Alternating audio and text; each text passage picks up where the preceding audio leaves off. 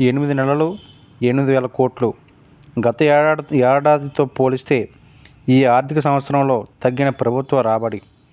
November నెలాఖరుకు 1.41 లక్షల కోట్లు దాటిన ఆదాయం. గత ఏడాది ఇదే సమయానికి 1.49 లక్షల కోట్ల రాబడి.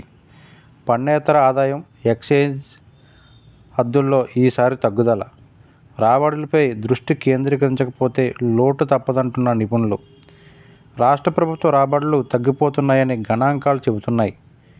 2024-25 ఆర్థిక సంవత్సరంలో 8 నెలలు ముగిసేసరికి అంటే నవంబర్ 30, 2024 వరకు అన్ని రకాల రాబడులు కలిపితే 1,41,178 కోట్లు వచ్చినట్లు control and auditor general CAG నివేదిక వెల్లడించింది. రాష్ట్ర ప్రభుత్వం ఈ ఆర్థిక సంవత్సరంలో రాబడులు కింద అంచనా వేసిన 2.74 లక్షల కోట్లలో ఇది 51.51% కావడం గమనార్హం. కాగా గత ఆర్థిక సంవత్సరం 2023-24లో నవంబర్ నెల ముగిసేసరికి 1,49,316.41 కోట్లు రావడం గమనార్హం.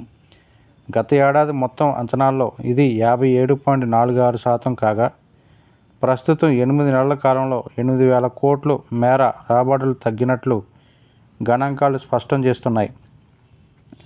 రాష్ట్ర ప్రభుత్వ ఆదాయం, రాబడులకు సంబంధించిన కీలకమైన పద్ధతుల్లో తగ్గుదల కనిపిస్తుంది. ముఖ్యంగా పన్నేతర ఆదాయంలో భారీగా క్షీణత నమోదైంది. ఇసుకతో పాటు ఇతర ఖనిజాల మైనింగ్, యూజర్ ఛార్జీలు, ప్రభుత్వ రంగ సంస్థల ద్వారా సమకూరే ఆదాయాన్ని పన్నేతర ఆదాయం కింద పరిగణిస్తారు.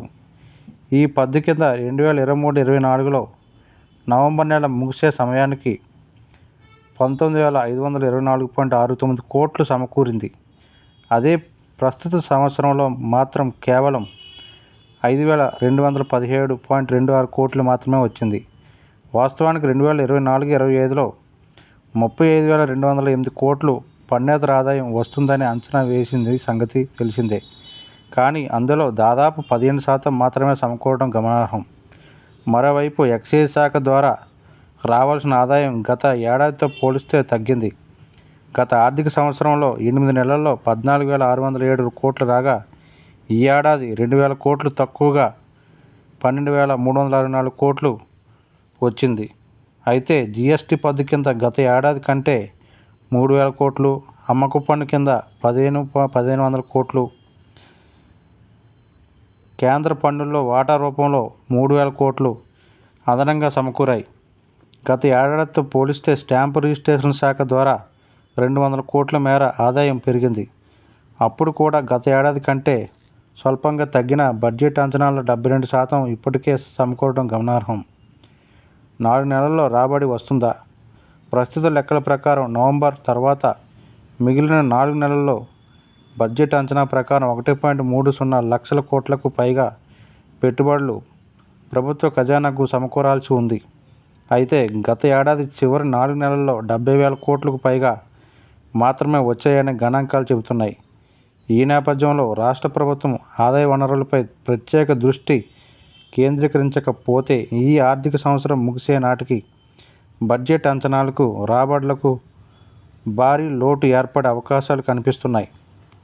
చివరి 4 నెలల్లో 80,000 కోట్ల మేర రాబడులు వస్తాయని ఆశించినా కనీసం మరో 20-30 వేల కోట్లు ఇతర మార్గాల్లో సమకూర్చుకోకపోతే బడ్జెట్ లెక్కలు తప్పుతాయని ఆర్థిక రంగ నిపుణులు హెచ్చరిస్తున్నారు.